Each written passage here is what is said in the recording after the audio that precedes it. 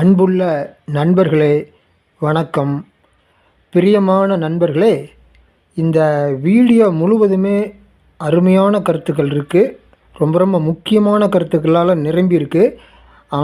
ஆனாலும் பாருங்கள், ஒரே ஒரு இடத்துல ரொம்ப ரொம்ப முக்கியமான கருத்து இருக்குது. அதை நீங்களே தேடி கண்டுபிடிச்சிக்கங்க. அதனால் நண்பர்களே, ஒரு 5 நிமிடம் ஸ்கிப் பண்ணாமல் கவனமாக பாருங்கள். அப்புறம் நண்பர்களே, ஒரே ஒரு லைக் மட்டும் போட்டு விட்டுருங்க. வாங்க வீடியோக்குள்ளே போகலாம். ஹலோ. சொல்லுங்க சகோ. கொஞ்சம் ஒர்க்ல இருந்தேன், அதான் அட்டன் பண்ண முடியல. சொல்லுங்க சகோ. அதான் சிஸ்டர், நேத்து ஒருத்தர் கால் பண்ணியிருந்தாரு. அவர் என்ன சொன்னாருன்னா, அவர் ஒரு வருஷமா தியானம் பண்ணிக்கிட்டு இருக்கேன். இப்போ 48 நாள் தொடர்ந்து தியானம் பண்ணேன். காலையில 1 மணி நேரம், சாயந்தரம் 1 மணி நேரம். நான் தொடர்ந்து 48 நாள் தியானம் பண்ணிக்கிட்டே இருந்தேன். அப்ப திடீர்னு அந்த புருவ மத்திக்கு நேரா ஒரு மணி ஓசை கேட்டுச்சு. அப்புறம் தலை உச்சியில நினைக்கும் போது எனக்கு தலை உச்சியில இருந்து அப்படியே ஒரு வெளிச்சமா வந்தது. நட்சத்திரம் வெளிச்சமா ஒளி தெரிஞ்சுது எனக்கு அப்படின்ட்டு சொன்னாரு. அவர் நல்லா தெளிவா தான் பேசுறாரு, நல்லா கரெக்டா தான் பேசுறாரு, எனக்கு ரொம்ப பிடிச்சிருக்கு. ஆனா அவர் என்ன சொல்றாருன்னா, ஒரு இந்த 48 நாள் பண்ணுனா அப்ப தெரிஞ்சு நல்லா திருப்தி அடைஞ்சிட்டேன். ஆனா என்னால அதுக்கப்புறம் தொடர்ந்து அதுல போக முடியல. தொடர்ந்து எனக்கு ஒளி தெரிய மாட்டேங்குது, தொடர்ந்து அந்த மணி ஓசை வரல அப்படின்ட்டு ஒரு சின்ன ஒரு வருத்தம் இருக்கு. அதுக்குதான் உங்ககிட்ட கேட்கலான்ட்டு ஒரு சந்தேகம் கேட்கலான்ட்டு போன் பண்ணேன் சிஸ்டர். அது பாத்தீங்கன்னா சகோ, ஃபர்ஸ்டே நமக்கு அந்த ஓசை கேக்குறது, அப்புறம் அந்த வாசம் வர்றது, அப்புறம் திருநீர் வாசம் வரும். அந்த மாதிரி நம்ம என்னென்ன இதுல இருக்கோமோ, நாம ஒரு இதுல இருப்போம். நம்ம பாத்தீங்கன்னா அடுத்தடுத்த நிலை போயிட்டு இருப்போம். மேலார் பெரும் ஜோதி ஆண்டவரோட அந்த சங்கல்பம் எடுத்து தவத்துல பண்ணிட்டு இருப்போம். ஆனாலும் பாத்தீங்கன்னா அந்த திருநீர் வாசம் வருது, என்னடா ஒரு வாசம் வருது அப்படின்ற மாதிரி தெரியும் நமக்கு. அந்த நிலை அடுத்தடுத்த நிலை நம்ம போய் அங்க பயணப்பட்டு இருக்கும் போது, இப்ப பாத்தீங்கன்னா சூரியன்ல தங்கம் இருக்கு அப்படின்னு சொல்லி பெருமானார் சொல்லிருக்காரு. அந்த மாதிரி சூரியன் கிட்ட போகும்போது அப்புறம் ஓம் ஓம்னு சொல்லி அது சத்தம் வந்துட்டு இருக்குன்னு சொல்லி நாசா கண்டுபிடிச்சிருக்கு. அத நம்ம போய் சூரியன் கிட்ட பேசும்போது, நீங்க ஓம் ஓம்னே சொல்லிக்கிட்டு இருக்கீங்க, அது எவ்வளவு நாளா இப்படி சொல்லிட்டு இருக்கீங்க, எத்தனை காலமா நீங்க சொல்லிட்டு இருக்கீங்க, தங்கம் எப்படி இப்போ இவ்வளவு தங்கம் எப்படி இங்க இருக்கு அப்படிங்கறத நாம சும்மா நம்மளோட இதுல இமேஜினேஷன் பண்ணிட்டு இருக்கும் போது திடீர்னு திருநீர் வாசம் வரும். அந்த மாதிரி நமக்கு கொஞ்சம் நமக்கு ஷாக் ஆகும் அந்த டைம். அது ஒரு மாதிரி உடம்பே சிலிர்க்க மாதிரி இருக்கும் அந்த அந்த தவத்துல இருக்கும் போது. அது என்னடா வாசம் வருது, ஒரு மல்லிகைப்பூ வாசம் வரும், அந்த மாதிரி எல்லாம் இருக்கும். அந்த மாதிரி சாமியோட அந்த அந்த இது சொல்லுவாங்க, ஜவ்வாது வாசனை எல்லாம் சொல்லுவாங்க இல்லையா, அந்த இது சாம்பிராணி புகை வாசம், அந்த மாதிரி எல்லாம் நமக்கு தெரிய ஆரம்பிக்கும். அது மாதிரி எல்லாமே இருக்கும். அந்த மாதிரி ஒலி தெரியறதும், அந்த சிலம்பு ஒலி கேட்கும், அப்புறம் சாமியோட நடன சிலம்பு ஒலி கேட்கும், அப்புறம் கொலுசு சத்தம் கேட்கும், மணி சத்தம் கேட்கும். இது எல்லாமே நமக்கு கேட்கும். அதுக்கப்புறம் தான் இந்த அந்த ஒலியே நமக்கு தெரிய ஆரம்பிக்கும். ஃபர்ஸ்ட் இதுதான், மத்ததெல்லாம் முதல்ல வரும். மத்ததெல்லாம் தான் ஃபர்ஸ்ட் பாத்தீங்கன்னா உங்களுக்கு ஃபர்ஸ்ட் அந்த வாசம் வர்றது இதெல்லாம் தான் ஃபர்ஸ்ட் வரும். அதுக்கப்புறம் தான் அந்த கேட்கறதே உங்களுக்கு அப்புறம் தான் தெரியும். அதுக்கப்புறம் தான் அந்த ஒலி வர்றதே வரும். அடுத்தடுத்த நிலையை அது கொடுக்கும். அது கொஞ்சம் கொஞ்சமா தான் அது பண்ணும் எல்லாமே. அது நம்ம தொடர்ந்து எடுக்கணும் அப்படிங்கும் போது நமக்கு அத நான் சொல்றேன் இல்லைங்களா, அந்த இதை நம்ம ஒரு முழு முயற்சியா 48 நாள் பண்ணதுக்கே அவர் இவ்வளவு ஒளி பார்த்திருக்காரு. அந்த மாதிரி எத்தனை 48 நாள் பண்ணாருன்னா அவர் எப்படி நிரந்தரமான ஒளி அவரால் பார்க்க முடியுங்கிறதே இதுல இருந்தே நமக்கு தெரிஞ்சிருது. அப்ப அவரை கரெக்டா அதை ஃபாலோ பண்ண மாட்டேங்கிறாரு, அந்த தவம் பண்ண முடியலங்கிறாரு, தடங்கள் வருது, இல்ல தவம் பண்ண முடியலங்கிறாரு. ஒரு தடவை 48 நாள் சொல்லி முயற்சி எடுத்து பண்ணிருக்காரு. அதுக்கப்புறம் மற்ற வேலைகள்ல அவர் இறங்கிடுறாரு. இத கொஞ்சம் அப்பப்பைக்கு பண்றாருன்னு வச்சுக்கோங்களேன். அந்த மாதிரி பண்ண கூடாது இல்லைங்க. முதல்ல இறைவன், மத்த வேலை எல்லாமே அப்புறம் தானே. நான் சொல்றது எப்பயுமே பர்மனண்டா நிலையா அவரையே பிடிச்சிக்க, மீதி எல்லாமே விட்டுடுங்க, தொடர்ந்து போங்க. அப்படிதான், அப்பதான் உங்களுக்கு நல்லா இருக்கும்ல. அதுதான் பாருங்க சிவப்பா சொல்றாரு, 3 to 4 பண்றவனுக்கு 3 வருஷத்துல குடுக்குறாரு. நான் போய் கேக்குறேன், நானு எனக்கு 3 வருஷத்துல கிடைச்சிருக்கு சிவப்பா. இப்ப அவங்களால 3 மணிக்கு எல்லாராலும் எந்திரிக்க முடியாது. நானே எவ்வளவு கஷ்டப்பட்டேன், எவ்வளவு சிரமப்பட்டேன். எனக்கு எல்லா ஹெல்ப்பும் பண்றாங்க. எனக்கு ஹஸ்பண்ட் எனக்கு ஃபுல் ஹெல்ப் பண்றாரு. என்னால முடியலன்னா கூட, நீ ஓகே, நீ ஆபீஸ் வர வேணாம், நீ ரெஸ்ட் எடு அப்படின்ற மாதிரி எனக்கு மதியெல்லாம் கொஞ்சம் ஃப்ரீடம் குடுக்குறாரு. அதனால என்னால முடியுது. ரெண்டாவது எனக்கு வந்து நைட் 7 மணினால என்னால தூங்க முடியும். அந்த மாதிரி எனக்கு நல்ல ஃப்ரீடம் குடுக்குறாரு என் ஹஸ்பண்ட். அந்த மாதிரி எல்லாருக்கும் அந்த மாதிரி ஃப்ரீடம் கிடைக்குமா? அப்படி கிடைச்சாதானே அந்த டைம் அவங்களால எந்திரிக்க முடியும். அதனால வந்து நான் கேட்டேன் சிவப்பா கிட்ட, சிவப்பா இப்படி இருக்கும்போது எப்படி சிவப்பா எல்லாரும் 3 மணிக்கு எந்திரிக்க முடியும் அப்படிங்கிற மாதிரி, எல்லாத்துக்கும் அந்த ஃப்ரீடம் கிடைக்கிறவங்க மட்டும் தானே பண்ண முடியும் அப்படிங்கறத நான் கேட்டேன். சோ அந்த மாதிரி கேட்கும் போதுதான் ஒரு நாள் அதுவும் கேட்டேன். நான் விசாரம் பண்ணினேன். பண்ணதுக்கு அப்புறம் எவ்வளவு நாள் ஆயிடுச்சு, அவருக்கு சொல்லவே இல்ல. சரி ஓகே, அவர் சொல்லும் போது சொல்லிட்டு அது நான் கண்டுக்கல. ஒரு நாள் அவராவே அவருக்கு தோணி இருக்கா என்னன்னு தெரியல, அவராவே வந்து ஒரு கனவு சொன்னாரு. அந்த கனவுல வந்து அவர் சொல்லும் போது அப்படிதான் 5 மணிக்கு கூட எந்திரிக்கலாம், ஒன்னும் பிரச்சனை இல்ல, அப்ப அமுத காற்று குறைஞ்சிருக்கும், அதுக்கு அப்புறம் 5 வருஷம் 6 வருஷத்துல வரும் அப்படிங்கறது வந்து எனக்கு சொன்னாரு. நான் எப்பயோ கேட்ட ஒரு கொஸ்டினுக்கு எப்பயோ ஆன்சர் சொல்றீங்களே சிவப்பா அப்படின்னு சொல்லி நான் வந்து அவர்கிட்ட கேட்பேன். அந்த மாதிரி எப்ப நான் ஒரு சத்திச்சாரம் பண்ணிருப்பேன், அது மறுபடியும் நான் ஒரு தடவை 2 தடவை கேட்பேன், அப்புறம் விட்டுருவேன். ஏன்னா அவரு எப்ப குடுக்குறாரோ குடுக்கலையோ, ஓகே நமக்கு இது வரைக்கும் இவ்வளவு குடுத்திருக்காரு, இதே பெரிய விஷயம் தானே அப்படின்னு சொல்லிட்டு நான் எது கிடைச்சாலும் அதே பெருசா நினைச்சுப்பேன் நானு. அதனால வந்து எனக்கு இது கிடைச்சாகணும், நீங்க குடுத்தாகணும் அப்படிலாம் நான் என்னைக்குமே இது பண்ணவே மாட்டேன். அவர்கிட்ட தர்க்கம் பண்ணவும் மாட்டேன். நான் எனக்காகன்னு கேட்டா வரவே மாட்டாருப்பா, அதான் மெயினா அவர்கிட்ட. எனக்காக நான் கேட்டேனாவே எனக்கு வந்து இப்ப நான் மலேசியா அச்சீவ் பண்ண, இப்ப எங்க இதுல இன்சூரன்ஸ்ல பாத்தீங்கன்னா மலேசியா வந்து டூர் போடுவாங்க. அந்த மாதிரி நான் மலேசியா அச்சீவ் பண்ணணும், எனக்கு வந்து அந்த மாதிரி அச்சீவ் பண்றதுக்கு என்ன பண்ணணும் அப்படின்னு சொன்னா, அப்படின்னா எவ்வளவு ஒரு மாசமே ஆனாலும் வரவே மாட்டாரு, சொல்லவும் மாட்டாரு. நான் எனக்குன்னு ஏதாவது கேட்டேன்னா ஒண்ணுமே கிடைக்காதுன்னு வச்சுக்கோங்களேன், ஒண்ணுமே வராது, ஒண்ணுமே இது பண்ணவே மாட்டாரு. அந்த மாதிரி வந்து பாத்தீங்கன்னா நான் 3வது மனுஷனுக்காக போராடுறேன் கஷ்டப்படுறேன் அப்படின்னாவே டக்குன்னு இறங்கிடுவாரு. அதாவது 3வது மனுஷனா ஒருத்தருக்குலாம் இல்ல, பொதுவா அவரு மெயினான மக்கள் தொண்டே மகேஷன் தொண்டு. மக்களுக்காக நான் கேட்கணும், ஒருத்தனுக்கு தனிப்பட்ட ஒருத்தனுக்கோ இல்ல எனக்கோ என் ஹஸ்பண்டுக்கோ அல்லது நான் இருக்கிறோம் இல்லையா, நம்ம அம்மா நம்ம அப்பா அந்த மாதிரி. இப்ப எங்க அம்மாக்குன்னா கால் வலி, நடக்கவே முடியல. நானும் வந்து என்னென்னமோ நான் சொல்றேன், இந்த மாதிரி கட்டி அங்கங்க வந்துருச்சு முழங்கால் கிட்ட எல்லாம், அந்த கட்டியெல்லாம் தேய்ச்சி விடுங்கம்மானா அப்ப தேய்ச்சி விட்டு இப்ப கொஞ்சம் வந்து ஏதோ பரவாயில்ல அப்படின்ற பாருங்க, அது நானே சொன்னதுதான் அது. ஆனா வந்து சிவப்பா கிட்ட கேட்கும் போது வந்து எதுவுமே சொல்ல மாட்டேங்கிறாரு, கர்மாங்கிறாரு. ஒரு டைம் நான் ரொம்ப வந்து கம்பல் பண்ணும்போது கர்மா அதெல்லாம் கேட்காது அப்படிங்கிற மாதிரி வந்து ஒரு கனவு வந்துச்சு, அவ்வளவுதான். அதுக்கப்புறம் அவருக்கு அந்த ரிலீஃப்க்கு இன்னமும் வரல. அம்மா மாத்திரை தான் சாப்பிட்டுட்டு இருக்காங்க, வலி மாத்திரை தான் சாப்பிட்டுட்டு இருக்காங்க. அந்த மாதிரி வந்து பாத்தீங்கன்னா நிறைய விஷயங்கள் வந்து அவங்க கர்மா அதெல்லாம் அனுபவிச்சு வரணும் அப்படின்னா அனுபவிச்சுதான் வரணும் அப்படிங்கறத வந்து சொல்றாரு. ஒருத்த வந்து கை இல்லாம பொறுக்கிறான், கால் இல்லாம பொறுக்கிறான்னா அவன் கர்மா அவன் அனுபவிச்சு வரணும் அப்படின்றாரு. சரி, இன்னொரு பிரதர் என்ன பண்ணாரு, என்ன சொல்றாரு, திருப்பி இந்த வீடியோ எல்லாம் பாத்துட்டு நல்லா இருக்குதுன்னு சொல்லிட்டு என்ன சொல்றாரு, என்னை ஆசீர்வாதம் பண்ணுங்க, குருவோட ஆசீர்வாதம் வேணும், என்னை ஆசீர்வாதம் பண்ணுங்க அப்படின்னு பொதுவா கேக்குறாரு. என்ன ஆசீர்வாதம், என்ன ஹெல்ப்னா ஏதாவது ஒரு இது பண்ணலாம், சும்மா மொட்டையா வந்து என்னை ஆசீர்வாதம் பண்ணுங்க அப்படிங்கிறாரு. அதுக்கு என்ன செய்யலாம் சொல்லுங்க. அது காட் பிளஸ் யூ, அவ்வளவுதான். கடவுள் தான் ஆசீர்வாதம் பண்ண, நம்மள ஒரு வழிகாட்டி தானே, நம்ம குருவும் கிடையாது ஒண்ணும் கிடையாது. சும்மா அவங்க வேணா நினைச்சுக்கலாம், யார் வேணா நினைச்சுக்கலாம். ஏதாவது தப்பு பண்ணாமலாம் பூமியில வந்து பொறுக்கவே முடியாது. வள்ளல் பெருமானார் பாத்தீங்கன்னா அவர் எவ்வளவோ வந்து பாடுபட்டு அவரே சொல்லுவாரு, பாவி நான் ஏன் உடல் எடுத்தேனோ அப்படின்னு சொல்லிட்டு வள்ளல் பெருமானார் சொல்லுவாரு. அவரே அப்படி சொல்லுவாருன்னா நம்மளாம் எந்த இதுல நினைச்சு பாருங்க. ஒளியுடமா மாறினவரே, ஒளியில ஒளியா கலந்தவரே பாத்தீங்கன்னா அந்த மாதிரி சொல்றாரு. அவருக்கு எவ்வளவு ஒரு ஸ்டேஜுக்கு அப்புறம் தான் அவருக்கு அந்த நிலை கிடைச்சிருக்கு. ஒளி உடம்புங்கிற இதுல போட்டோ எடுத்தா கூட அவர் அதில் வரமாட்டாரு. அந்த மாதிரி ஒரு நிலையெல்லாம் பாத்தீங்கன்னா அவருக்கு எப்போ எத்தனை தவம் எவ்வளவு பண்ணி அதுக்கப்புறம் அவருக்கு கிடைச்சிருக்கு. ஆனா நம்ம அதெல்லாம் பாக்கும்போது அவரையே வந்து என்னை வந்து முன்னிறுத்தாதேன்றாரு. புரியுதுங்களா? என்ன குருவா என்ன கும்பிடாத, எனக்கு வந்து போடாத மாலை போடாத, என்ன வச்சு கும்பிடாத அப்படின்னு சொல்றாரு. போட்டோ எடுத்ததுக்கு ஒரு சிலை செஞ்சுட்டு வந்தாங்க ஒருத்தங்க, வள்ளல் பெருமானோட சிலைய, அத போய் போட்டு உடைச்சிட்டாரு. அந்த மாதிரி வந்து அவர் வந்து யாரையும் அவங்க வந்து வழிகாட்டினா அவங்க புரிஞ்சுக்கிட்டாங்க எல்லாமே, நாம ஒரு கருவிதான் அப்படிங்கறத புரிஞ்சுக்கிட்டாங்க.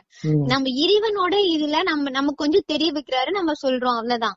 அவர் தெரிய வைக்கலைன்னா நாமளும் சாதாரண மனிதர்களா தான் இருந்திருப்போம். ஒரு வழிகாட்டியா இருக்கலாமா ஒழிஞ்சு குருன்னு சொல்ற அளவுக்கு எல்லாம் நம்ம அந்த அளவுக்கு எல்லாம் ஒண்ணுமே இல்லைங்கப்பா. நான் யாருமே நான் வந்து பாத்தீங்கன்னா குரு அப்படிங்கிற இதுல வந்து நான் நினைப்பேன். ஆக்சுவலா எனக்கு அப்ப அறியாம இருந்தது, எனக்கு கொஞ்ச நாள் இருந்தது குருவே சரணம் அப்படி சொல்லிட்டு நான் இருந்தேன். எனக்கு சிவப்பா இது உணர்த்தினதுக்கு அப்புறம் தான் யார் குரு நான் சொல்லி முடிச்சிருவேன். என் சேனல்லயே நான் போட்டுருவேன் மகாவிஷ்ணுவே பாத்தீங்கன்னா. ஏன்னா எனக்கு ஃபர்ஸ்ட் வந்து எனக்கு திருத்தினதே மகாவிஷ்ணு தான். எனக்கு வள்ளல் பெருமானார் பத்தி தெரியவே தெரியாது. வள்ளல் பெருமானார் யாருங்கிறதே எனக்கு தெரியாது. அப்புறம் சைவத்துல இருந்து தவம் பண்ணணுங்கிறதும் எனக்கு தெரியாது. அப்புறமே தான் எனக்கு இந்த மாடு வந்து எனக்கு தோர்த்த ஆரம்பிச்சதுல இருந்து நான் அதை போய் சர்ச் பண்ண போது அதுல மகாவிஷ்ணு வந்தாரு. அதுக்கப்புறம் தெய்வ பிரபாவதி அம்மா வந்து அந்த இதை சொன்னாங்க, அந்த அசைவம் சாப்பிடறதுலாம் இவ்வளவு கெடுதல் இருக்குன்னா அப்ப மனுஷ ஜென்மமே இல்ல நாமங்கிறதுலாம் எனக்கு அப்பதான் புரிய ஆரம்பிச்சது. அதுக்கப்புறம் அந்த வீடியோ பார்த்த அந்த செகண்ட் விட்டவதான் இன்னைக்கு வரைக்கும் நான் சாப்பிடல. அந்த மாதிரி வந்து இறைவன் வந்து எல்லாமே உணர்த்திட்டு வர்றாரு. அப்பெல்லாம் எனக்கு தெரியல குரு அவர்தான் குரு, ஏன்னா நான் அவராலதான் தெரிஞ்சிருக்கேன் அப்படின்னு நினைச்சேன். ஆக்சுவலா சிவப்பாலதான் நான் தெரிஞ்சிருக்கேன். அவர் சொல்லாமலாம் நான் போய் சர்ச் பண்ண மாட்டேன். போயிட்டு மாடை விட்டு துரத்த விட்டது எல்லாமே அவர் பண்ணது. அவர்தான் ஆக்சுவலா அவர்தான் குருவா இருந்திருக்காரு. என்னோட வாழ்க்கையில அவர்தான் குருவா இருந்திருக்காரு. அதுவும் பாருங்க, எனக்கு வந்து குழந்தை இல்லாதனால டெஸ்ட் பேபின்ற மாதிரி சொல்லிட்டாங்க. அந்த மாதிரி சொல்லும் போது எனக்கு டெஸ்ட் பேபில இன்ட்ரெஸ்ட் கிடையாது. அதனால நான் சொன்னேன் எனக்கு ஆனா ஜாதகத்துல பாத்தீங்கன்னா நாடி ஜோதிடத்துல ஒரு ரேகை தாங்கப்பா வச்சோம். அவங்க வந்து அடுத்தது வந்து அந்த ரேகை வச்சு அடுத்த நிமிஷம் உள்ள போய் ஒரு சுவடி எடுத்துட்டு வராங்க, ஓலைச்சுவடி ஒண்ணு எடுத்துட்டு வராங்க. எடுத்துட்டு வந்து என்னோட ஜாதக கட்டத்தை அப்படியே வரைஞ்சிடுறாங்க. வரைஞ்சிட்டு என் பேரு அவங்க சொல்றாங்க காயத்ரி தேவின்னு. காயத்ரி தேவி இல்ல என் பேரு காயத்ரி என் பேரு அப்படின்னு நான் சொல்றேன். இல்ல நீ காயத்ரி தேவி, நீ வந்து அசைவம் மட்டும் சாப்பிடாம இருந்து பாரு, நீ தேவியா இல்லையான்னு உனக்கு தெரியும் அப்படின்னாங்க. என்னையா அந்த எல்லாரும் சாப்பிடறாங்க நாங்களும் சாப்பிடுறோம், ஏன் சாப்பிடக்கூடாதுங்கிறாங்க அப்படின்னு சொல்லிட்டு நாங்க இது பண்ணோம். அப்புறம் நான் என்ன குழந்தை கல்யாணம் முத வருஷம் என்ன குழந்தை பிறக்கும், பெண் குழந்தையா ஆண் குழந்தையான்னு ஒரு ஆர்வத்துல கேட்டோம். அத வந்து சொன்னதுக்கு நான் மறுபடியும் சொல்றேன் அப்படின்னு சொல்லிட்டாரு. சரின்ட்டு நான் வீட்டுக்கு போயிட்டு மறுபடியும் கால் பண்ணேன். மாமனாரை கூட்டிட்டு வந்து என்ன குழந்தை பிறக்குன்னு கேட்டா, உங்க வீட்டுக்காரர் மட்டும் இருந்தாருன்னா ஓகே, மாமனாரை கூட்டிட்டு வந்து கேட்டா நான் என்னமா சொல்ல முடியும், உனக்கு வித்து தொடர்பா மறுஜென்மம் கிடையாதுமா, உனக்கு வந்து அருமையான ஜாதகம், உனக்கு வந்து நான் சொன்னா புரியாது, வள்ளல் பெருமானார் மாதிரி வந்து ஒரு அருமையான ஜாதகம் இது அப்படின்னு சொல்றாரு. இவர் என்னடா சொல்றாரு எனக்கு ஒண்ணும் புரியல அப்பெல்லாம். அப்புறம் மறுபடியும் வரதான் எல்லாமே எனக்கு வந்து தெரிய ஆரம்பிச்சது. அந்த மாதிரி பாத்தீங்கன்னா நான் அந்த டைம்ல வந்து நான் தத்தெடுத்துக்கணும் அப்படின்னு முடிவு எடுத்தோம். அந்த மாதிரி டெஸ்ட் பேபின்ற வரதுல தத்தெடுத்துக்கணும்னு முடிவு எடுத்தோம். அந்த டைம் தான் சிவாப்பா எனக்குள்ள கனவுல ஃபர்ஸ்ட் கனவுல அண்ணாமலையாரும் உண்ணாமலையாமாவும் வராங்க. நினைத்தாலே முக்தி கொடுப்பது வந்து அண்ணாமலையார் அப்படின்னு சொல்லுவாங்க. ஆனா அந்த தெய்வம் வந்து பாத்தீங்கன்னா அந்த தத்தெடுக்கணும்னு நான் நினைச்சதுக்கு அப்புறம் அப்ப வந்து ஒருத்தர் சொல்றாங்க, நீங்க தத்தெடுத்தீங்கன்னா நாங்க வரமாட்டோம் அப்படிங்கிறாங்க. எங்க சொந்தக்காரங்க எங்க அப்பா அம்மாவும் ஒத்துக்கிட்டாங்க, இவரோட அப்பா அம்மாவும் ஒத்துக்கிட்டாங்க. இந்த மூணாவது மனுஷங்க இருக்காங்க பாத்தீங்களா, இந்த சொந்தக்காரங்கன்னு ஒருத்தங்க, அவங்க சொல்றாங்க இந்த மாதிரி நீங்க தத்தெடுத்தா நாங்க வரமாட்டோம் அப்படின்னாங்க. அப்புறம் நான் சொன்னேன் நீங்க வரவே வேண்டாம், உங்களை வர சொல்லி யாரு அழைச்சான்னு கேட்டேன். எப்படி இருக்கும் பாருங்க, சொன்னோன்னே எனக்கு செம்ம காண்டாயிருச்சு. எங்களோட விருப்பம், நாங்க வந்து டெஸ்ட் பேபி போகணுமா இல்ல பெத்து எடுத்துக்கணுமா தத்தெடுத்துக்கணுமா எல்லாம் எங்களோட விருப்பம். இவங்க வந்து எடுத்தா வரமாட்டேன்னா நீ யார் வர சொன்னா உன்ன அப்படின்னு கேட்டேன் நான் அந்த இடத்துல. என்ன இப்படி பேசுற, எடுத்தெறிஞ்சு பேச, தூக்கி எறிஞ்சு பேசாத இப்படி எல்லாம் அப்படின்னாங்க.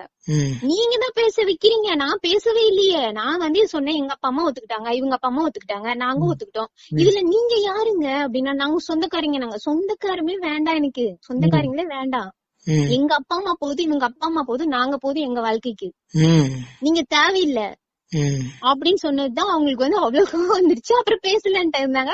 பேசாட்டினா வெங்காயம் மனுஷன் நான் கண்ணு விட்டுட்டேன்.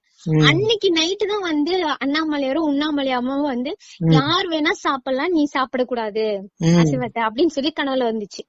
ஒரு வில்வ மரத்துக்கு அடியில அண்ணாமலையார் அலங்காரம் அப்படியே ஜொலிக்க அப்படியே வில்வ மரத்துக்கு அடியில அந்த சாமி இருக்குது. அதுக்கப்புறம் உள்ள நடந்து படி ஏறி உள்ள போனா உள்ள வந்து உண்ணாமலையாரம்மா அப்படியே வைர நகையோட ஜொலிக்கிறாங்க. அப்படி ஒரு கனவு வந்துச்சு. சாமி பேசுது. நான் கண்டிப்பா சரி ஏதோ கனவு வருது, எப்பயோ அது எப்பயாச்சும் வரும்ல அந்த மாதிரி வருது அப்படின்னு. அதுக்கு முன்னாடி வேலு வேப்பந்தலை இந்த மாதிரி எல்லாம் வந்துச்சு. வேல் வரும் முதல்ல எல்லாம், தங்க வேலும் வேப்பந்தலை இந்த மாதிரி எல்லாம் வந்துச்சு. அப்ப எல்லாம் எனக்கு தெரியல. சரி ஓகே, அதாவது நான் ஃபர்ஸ்ட் வந்து அப்ப டெஸ்ட் வேண்டாம்னு சொன்ன போதுதான் அந்த வேல் வந்தது, வேலும் வேப்பந்தலையும் வந்தது. அப்ப நான் ஏதோ கனவு அந்த மாதிரி இது ஒரு கனவு அப்படின்னு நான் விட்டுட்டேன், அசால்ட்டா விட்டுட்டேன். அப்புறம் பாத்தீங்கன்னா மாடு துரத்துது, புலி துரத்துது, நிறைய கனவு வந்துட்டே இருக்கு. நான் பாட்டுக்கு நான்வெஜ் சாப்பிட்டுட்டே இருக்கேன். 2016 நடக்குது இது. அதுக்கப்புறம் நான் நான்வெஜ் அப்படியே நான் பாட்டுக்கு சாப்பிட்டுட்டே இருக்கேன். அப்புறம் நிறைய டைம் மாடு துரத்தி ரொம்ப எனக்கு வந்து அப்படியே டென்ஷன் ஆகி அப்படியே வேத்து போயிருது. அந்த நைட்ல எந்திரிச்சு உட்காந்தாவே எப்பயே எறிஞ்ச மாதிரி உட்காருறேன் எந்திரிச்சு. அவ்வளவு ஒரு கனவு, அவ்வளவு ஒரு பயம், கீழே உழுவுற மாதிரி விசுக்குன்னு எந்திரிச்சு உட்காடுறேன். வீட்டுல படுத்திருக்கு, உழுவுற மாதிரி இருக்கு எனக்கு. எந்திரிச்சு உட்காந்து பார்த்தா இது கனவா, இனி இப்படி கனவு வருது அப்படின்னு சொல்லிட்டு நம்ம போய் அந்த 90வது விடலான்னு 90 விட்டுட்டு படுத்தா அப்புறம் ஒண்ணும் வரல.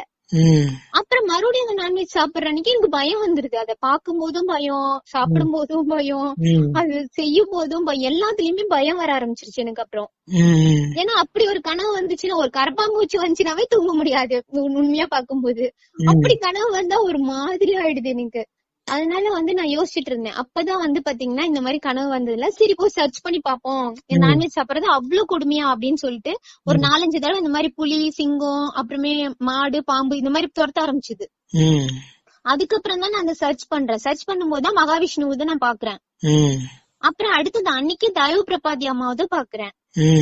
அந்த 2 இதுலயும் பாத்துட்டு அதுக்கப்புறம் இந்த ஈசா யோகான்னு நினைக்கிறேன் அந்த குருஜி, அவரும் வந்து நான்வெஜ் சாப்பிடுறது வந்து உடம்புக்கு இவ்வளவு கெடுதல், ஆனா புரியாம சாப்பிடுறாங்க அப்படிங்கறத அவரும் ஒரு மெசேஜ் மாதிரி ஒரு வீடியோ மாதிரி அவர் போட்டிருந்தாரு ஒரு இதுல.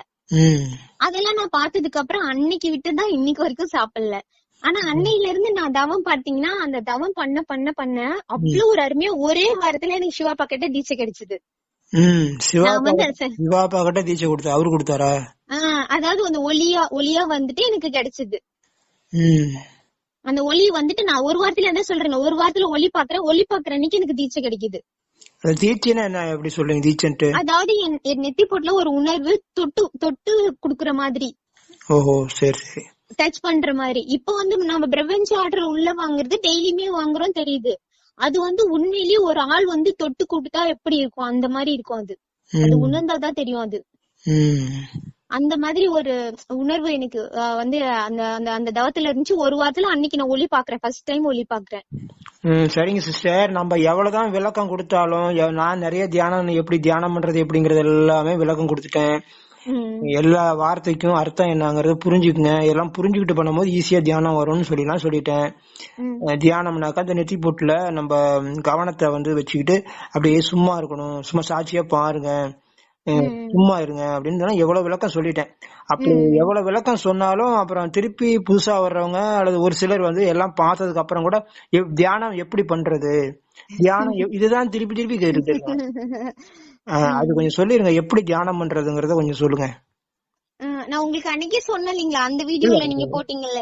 இல்ல ஒரு முறையா ஏபிசிடி மாதிரி சொல்லிருங்க எப்படிங்கறது. அதாவது நம்ம உட்கார்ந்து இருக்கிற இடத்துல இருந்து நீங்க நோட் பண்ணிக்கோங்களேன். நம்ம உட்கார்ந்துருக்கோம், வீட்டுல உட்கார்ந்துருக்கோம், நம்ம வீட்டுல உட்கார்ந்துருக்கோம், அதுக்கு மேல நம்மளோட மாடி இருக்கு, கூரை இருக்கு, அதுக்கு மேல நம்ம போறோம். அப்புறம் மேல போனீங்கன்னா கொஞ்சம் தூரத்துல வந்து பாத்தீங்கன்னா நிறைய அந்த இதெல்லாம் பாக்குறோம், நிறைய வீடுகள் இருக்கும் இல்லையா. வீட்டுக்கு மேல போனா என்ன இருக்கும், நிறைய வீடு இருக்கும். அதுக்கு மேல கொஞ்சம் தூரம் போனீங்கன்னா அந்த பறவைகள் பறக்கிற அந்த ஸ்டேஜ் போனீங்கன்னா நிறைய அந்த பாப்பீங்க. அதுக்கப்புறம் நீங்க கொஞ்சம் தூரம் போனீங்கன்னா மேகங்கள் எல்லாம் இருக்கும், மேகங்கள் பாப்பீங்க. அதுக்கு மேல போனீங்கன்னா எப்படி இருக்கும், நீங்க அப்படியே இமேஜினேஷன் பண்ணீங்கன்னாவே உங்களுக்கே நிறைய தெரியுமே, எல்லாமே தெரியும். அடுத்தடுத்து போறதுதான் அப்படியே. அதுக்கு மேல வந்து நிலா இருக்கும். நிலாவுல நம்ம போனோம்னா நிலால வெள்ளி இருக்குன்னு சொல்லிட்டு வள்ளல் பெருமானார் சொல்லிருக்காரு. அப்ப வந்து நீங்க அதெல்லாம் திங்க் பண்ணலாம். நிலால வந்து ஆம்ஸ்ட்ராங் ஃபர்ஸ்ட் போனாரு உள்ள. இப்ப வந்து நம்மளோட இந்தியா மட்டும்தான் உள்ள போயிருக்கு, பாரதம் தான் போய் அதை வந்து இது பண்ணிருக்கு. பாரதம் வந்து ஆதி காலத்துல இருந்தே வந்து சிறப்பு பெற்றதாகவும் நிறைய வந்து பாரதத்துல இருந்து நிறைய வளங்கள் வந்து நிறைய மன்னர்கள் எடுத்துட்டு போனதாகவும் இத வந்து ஆட்கொள்றதுக்காகவே எவ்வளவு பேர் வந்து படையெடுத்ததாகவும் இதெல்லாம் நம்ம படிச்சிருக்கோம். ஆனா இன்னைக்கு வந்து நிலால வந்து பாரதம் தான் வந்து இது பண்ணிருக்கு. அதெல்லாம் நீங்க திங்க் பண்ணலாம். அந்த இடத்துல வந்து நிலாவை வந்து நீங்க அந்த இடத்துல வந்து நிலா உங்ககிட்ட பேசுற மாதிரி அப்படி கூட நீங்க இமேஜினேஷன் பண்ணலாம். அந்த மாதிரி பண்ணிட்டீங்கன்னா அடுத்தது வந்து சூரியன் கிட்ட போகும்போது சூரியன்ல இருந்து ஓம் ஓம்னு சவுண்ட் வரத நாசா கண்டுபிடிச்சிருக்கு. நாசா எப்படி ஓம் ஓம்ங்கிற சவுண்ட நாசா கண்டுபிடிக்குதுன்னா பாருங்க, விஞ்ஞானம் ஒத்து வராது அப்படிம்பாங்க ஒருத்தங்க. அந்த மாதிரி இருக்கும்போது விஞ்ஞானம் கண்டுபிடிச்சிருக்குது, அங்க வந்து நாசா வந்து கண்டுபிடிச்சிருக்கு ஓம் ஓம் சவுண்ட் வந்து அதுல இருந்து வருது அப்படின்னு சொல்லிட்டு எப்படி வந்து அதுல இருந்து வருது. அப்புறம் வள்ளல் பெருமானார் தங்கம் அதுல இருக்குன்னு சொல்லிருக்காரு. அவர் என்ன போய் எத்தனை நாசாவோல போய் நாசாலியா பண்ணி புரிஞ்சாரு அவரு, சொல்லுங்க. அவரு சொல்றது இப்ப நாசா கண்டுபிடிச்சிருக்கு, ஆமா தங்கம் இருக்குங்கிறத நான் கண்டுபிடிச்சிருக்கு. அவர் சொன்னதே இது கண்டுபிடிச்சிருக்கு. எப்படி இதெல்லாம் வந்து அவருக்கு எப்ப அவர் எந்த காலத்துல இருந்தாரு, எந்த காலத்துல வாழ்ந்தாரு அவரு, இது எந்த காலத்துல கண்டுபிடிக்குது? ஆனா அப்பயே எப்படி இவருக்கு தெரியுது? சிவப்பா எல்லாம் கொடுத்திருக்காரு அவருக்கு. அந்த மாதிரி வந்து நிறைய விஷயங்கள் வந்து நீங்க போயிட்டு அங்க வந்து இமேஜினேஷன் பண்ணி பேச ஆரம்பிச்சீங்கன்னா 1 மணி நேரம் எல்லாம் பத்தவே பத்தாது. அந்த தியானம் பண்றதுக்கு 1 மணி நேரம் பத்தாது. ஆனா அட்லீஸ்ட் 1 மணி நேரமாச்சும் பண்ணுங்கன்னு தான் நான் சொல்றேன். புரியுதுங்களா? இதெல்லாம் நீங்க வந்து அது கூட விசாரம் பண்ணிட்டு போயிட்டு இருக்கும்போது அந்த ஏன் எப்படி வந்து இப்படி இதெல்லாம் வந்தது, எதுக்காக இந்த மாயபூமி கொடுத்திருக்காரு, எதுக்கு இது ஒரு ஸ்கூல் சொல்றாரு, எதுக்கு இந்த காலச்சக்கரங்கள் கொடுத்திருக்காரு, அதுல கலியுகம் படைக்கிற அளவுக்கு சாமி என்ன கொடூரமானவரா அப்படிங்கறதெல்லாம் நம்ம திங்க் பண்ண எல்லாமே சாமி வந்து நமக்கு சக்திஸ்வரத்துல நம்ம அதை கேட்கும் போது அந்த சக்திஸ்வரத்துக்கு உண்டான இதை வந்து அந்த துரியவாக்குன்னு சொல்லுவாங்க, துரியவாக்குலயே சாமி கொடுத்துருவாரு நமக்கு. அந்த துரியவாக்கு வாங்க தெரியலன்னா நமக்கு வந்து கனவுல அதுவும் சொல்றாரு, மண்டு நான் இதை நான் உனக்கு நேத்தே சொல்லிட்டேன் ஆனா நீ உனக்கு தெரியல அப்புறம் தான் கனவுல சொல்றேன் அப்படிங்கிறாரு. புரியுதுங்களா? சொல்லிட்டாரு எனக்கு தெரியல, அதை அப்சர்வ் பண்ணிக்க தெரியல எனக்கு. அந்த மாதிரி நிறைய விஷயங்கள் வந்து சாமி சொல்லி கொடுப்பாரு. அதுக்கப்புறம் நம்ம போகும்போது சூரிய குடும்பங்கள் இருக்கும். சூரிய குடும்பங்கள் பாத்தீங்கன்னா இன்னும் வளர்ந்துகிட்டே இருக்கு. இப்படி நம்ம செகண்ட் எடுக்கிற டைம் வளர்ந்துகிட்டே இருக்கு. என்ன சிவப்பா பண்றாரு, எப்படி வந்து இவ்வளவு வளர்ந்துகிட்டே இருக்கு? அதுக்கப்புறம் பார்த்தா ஒண்ணுமே இல்ல. சூரிய குடும்பம்னா நட்சத்திரம் சொல்றீங்க? நட்சத்திரம் அதுவும் நம்ம சூரிய குடும்பம் மாதிரி நிறைய சூரிய குடும்பம் இருக்கு. நட்சத்திரம் தானே? நட்சத்திரம் தான் நமக்கு இங்க இருந்து பாக்குறதுக்கு போது நட்சத்திரமா தான் தெரியும். அந்த மாதிரி சூரிய குடும்பம் மாதிரியே நிறைய சூரிய குடும்பங்கள் இருக்கு. அது இன்னும் வளர்ந்துகிட்டே இருக்கு.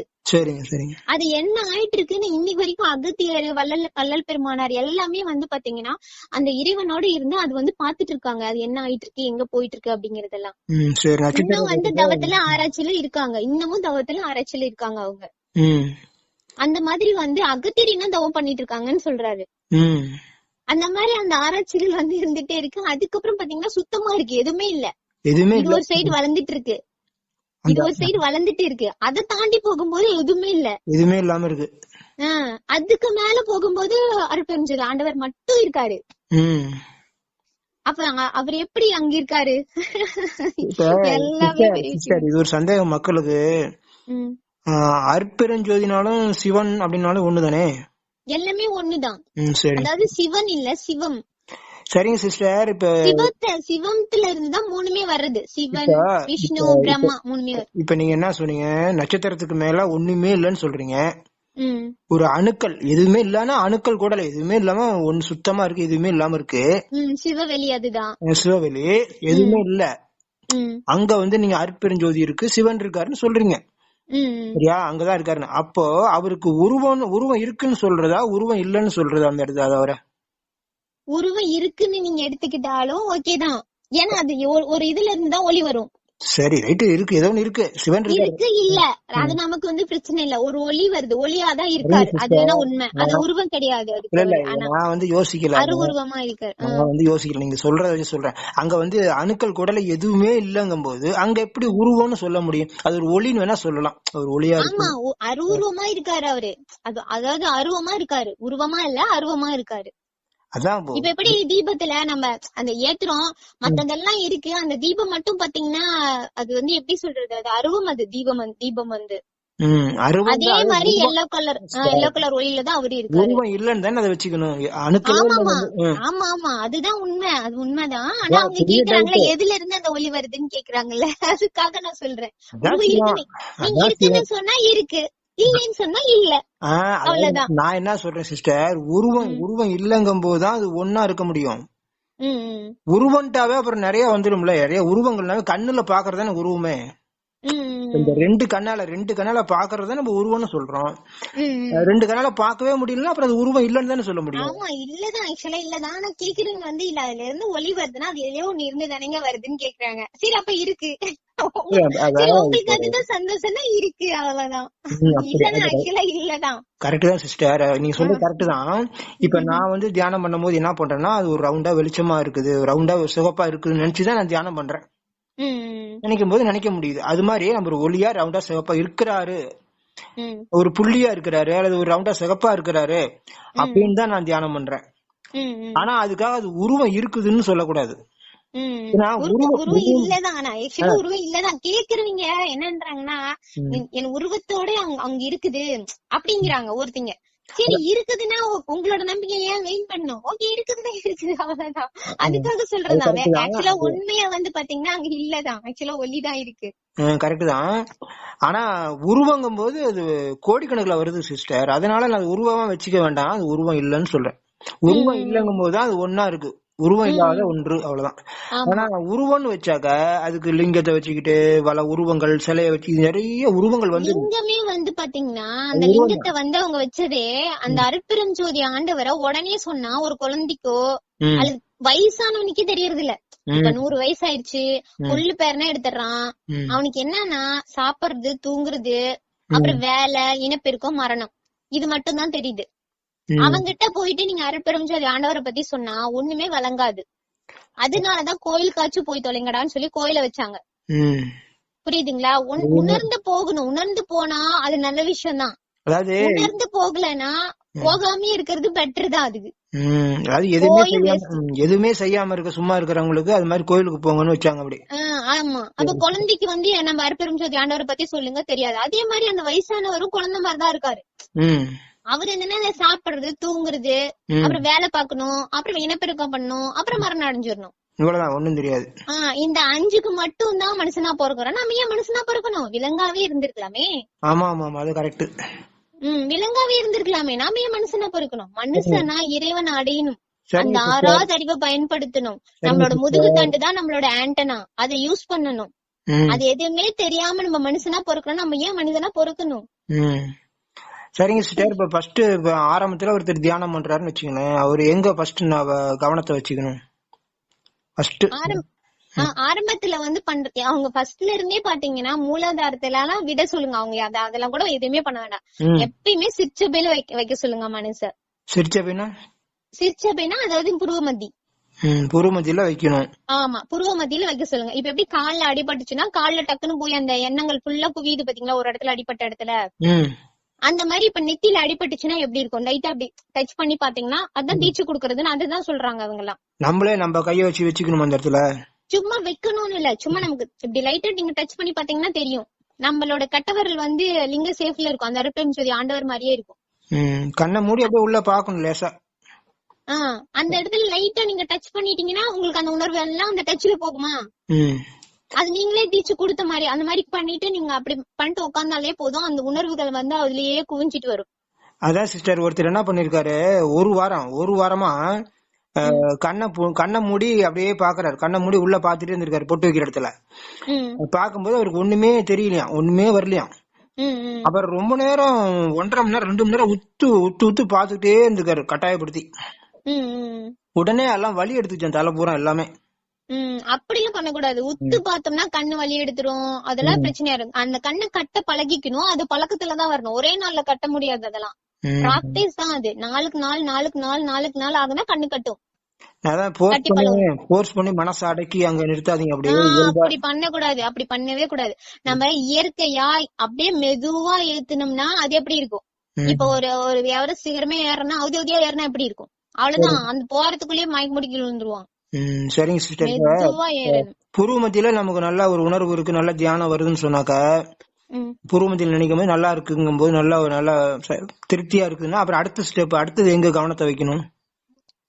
அடுத்தது நீங்க எந்த கவனம் வைக்க வேணாம். நீங்க புருவ மத்தியம் மட்டுமே, சிற்சபையில் மட்டுமே எப்பயுமே மனசு வச்சு பண்ணலாம். அந்த தியானம் எதுக்குன்னாங்கப்பா, ஃபர்ஸ்ட் வந்து ஒளி எடுக்கிறதுக்கு தான். அந்த டைம் காலையில வந்து நம்ம நேரமா பண்றது ஒளி எடுத்து பழகிறதுக்கு தான். ஒளி எடுத்துட்டீங்க, சாமி வந்துருச்சு அப்படின்னா அடுத்தது பாத்தீங்கன்னா ஜீவகாருண்யம் தான் நமக்கு முக்கியம். இந்த பூமியில நம்மள படைச்சதுக்கு காரணமே வந்து ஜீவகாருண்யம் பண்ணணும். நம்ம அதுக்காக தான் படைச்சிருக்காரு, புரியுதுங்களா? அப்பதான் நம்மளோட அந்த கர்மாக்கள் எல்லாம் அதுல கழியும். இப்போ ஒரு குழந்தையோ பெரியவனோ அவனுக்கு எவனுக்காச்சும் ஏதாச்சும் நம்மளால குடுக்க முடியும்னா ஒரு ஞான உபதேசமாச்சும்.